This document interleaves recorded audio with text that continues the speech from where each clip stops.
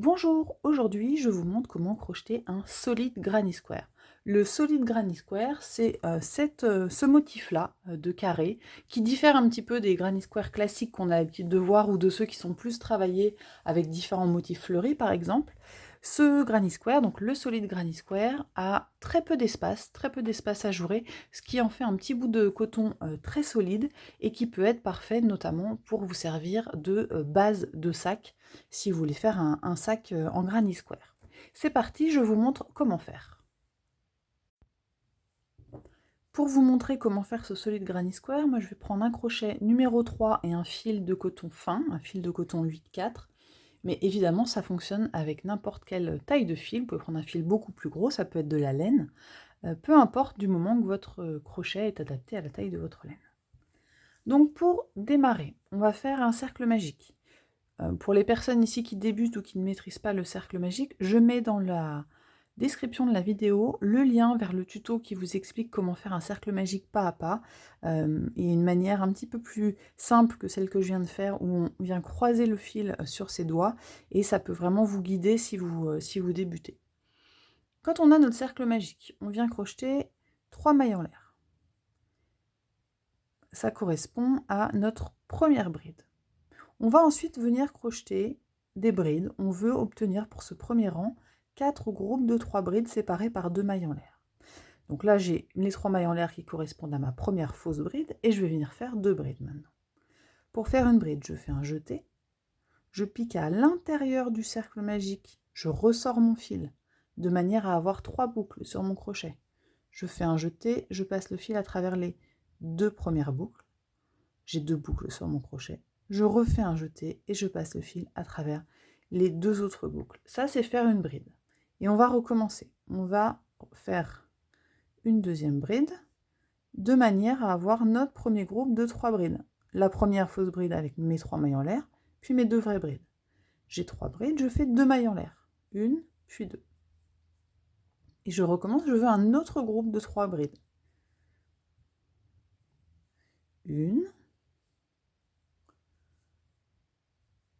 2 et 3 brides. À nouveau, je fais 2 mailles en l'air et je continue. Je veux encore 3 brides. Une, 2, 3. Donc vous voyez là, j'ai 3 groupes de 3 brides. Je fais 2 mailles en l'air et je vais faire mes 3 dernières brides. Une,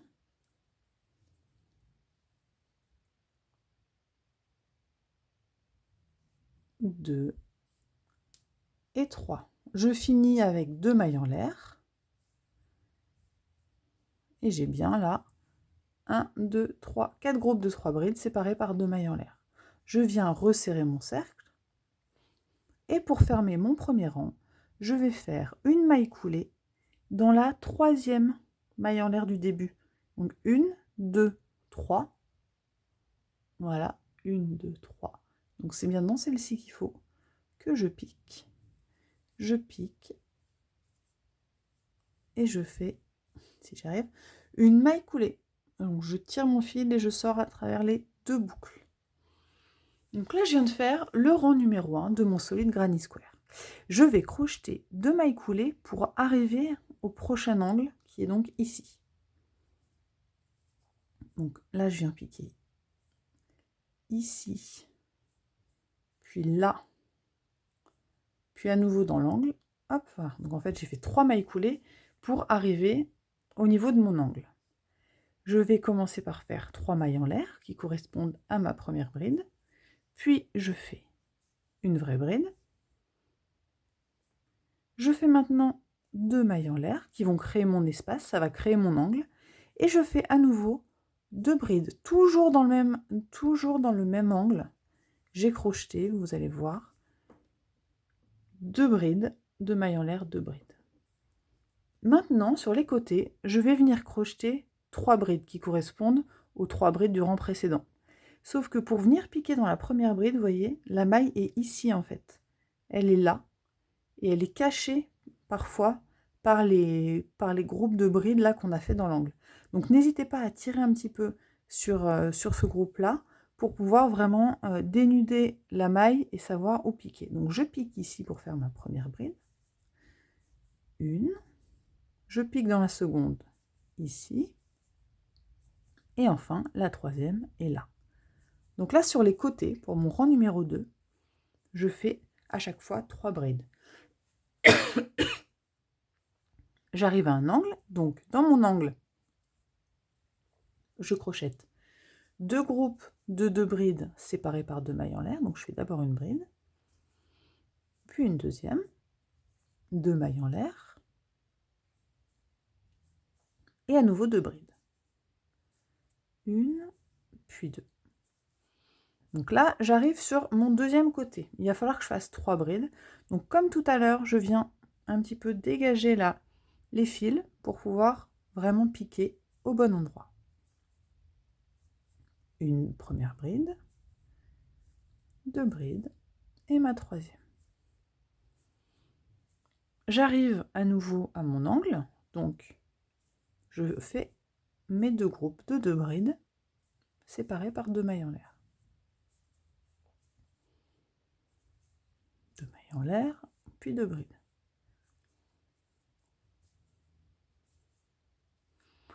À nouveau, je fais 3 brides. Donc là, hop, je pique bien dans la première. Parfois, on ne la voit pas et on a tendance à l'oublier.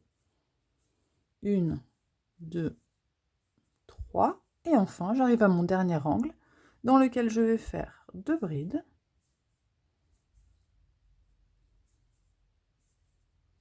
2 mailles en l'air et 2 brides.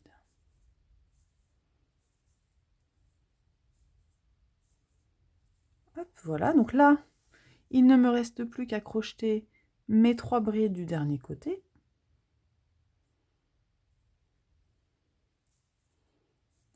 Une.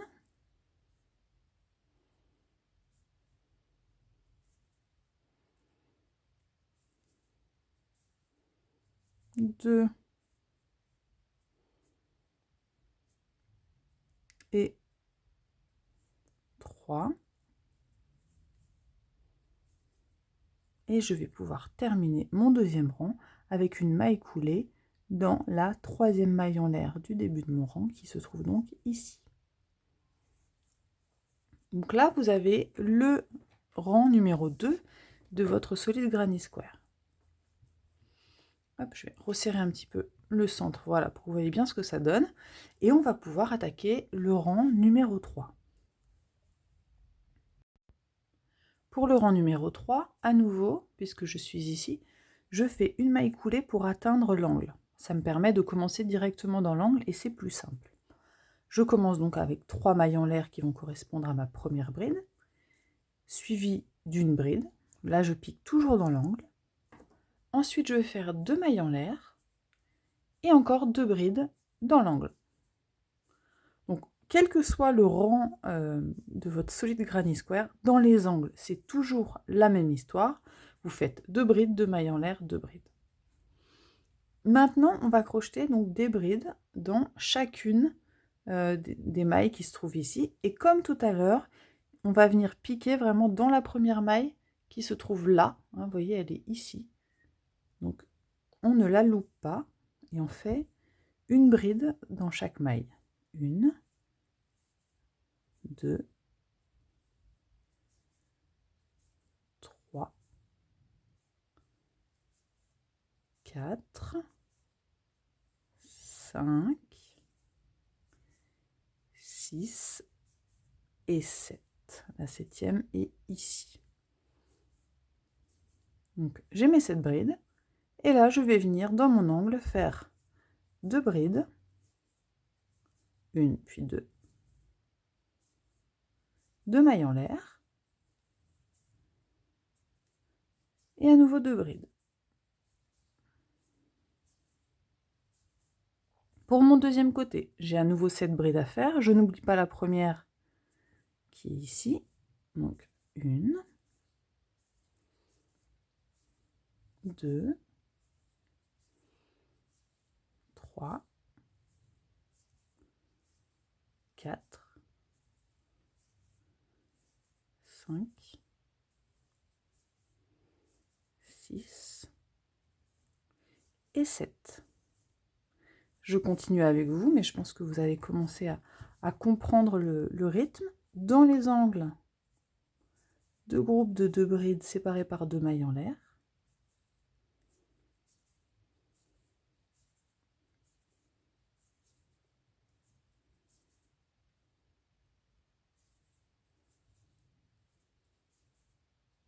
Et sur les côtés, pour mon rang numéro 3, j'ai besoin de 7 brides. 1, 2, 3,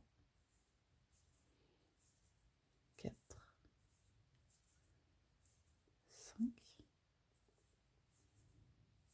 6 et 7. J'arrive déjà à mon dernier rang, donc je recommence. Mes 2 brides, mes 2 mailles en l'air, puis mes 2 brides. Et je vais arriver à mon dernier côté, au dernier côté en tout cas du rang numéro 3, donc ma première bride est ici.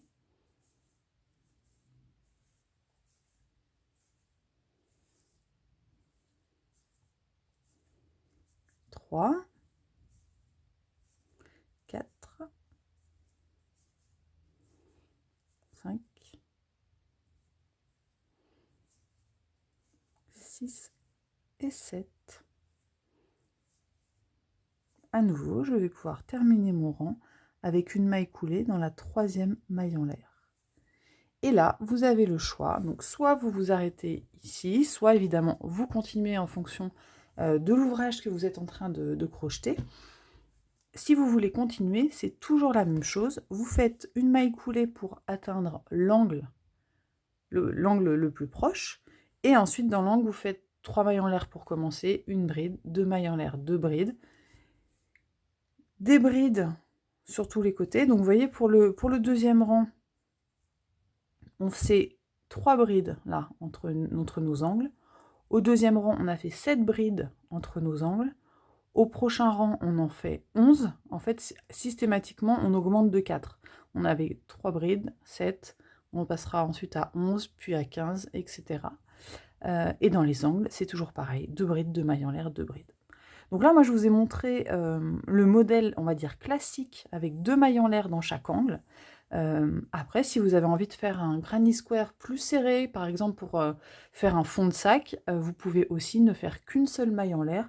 Ça sera moins ajouré, il y aura moins de jours forcément, et ça peut aussi être tout à fait adapté selon les besoins que vous avez. Voilà, j'espère que ce petit tuto facile vous a plu, ça peut être très utile. Les granny squares, on en a toujours besoin pour les sacs, pour les petits ouvrages. Donc n'hésitez pas à me laisser un petit mot si cette vidéo vous a plu.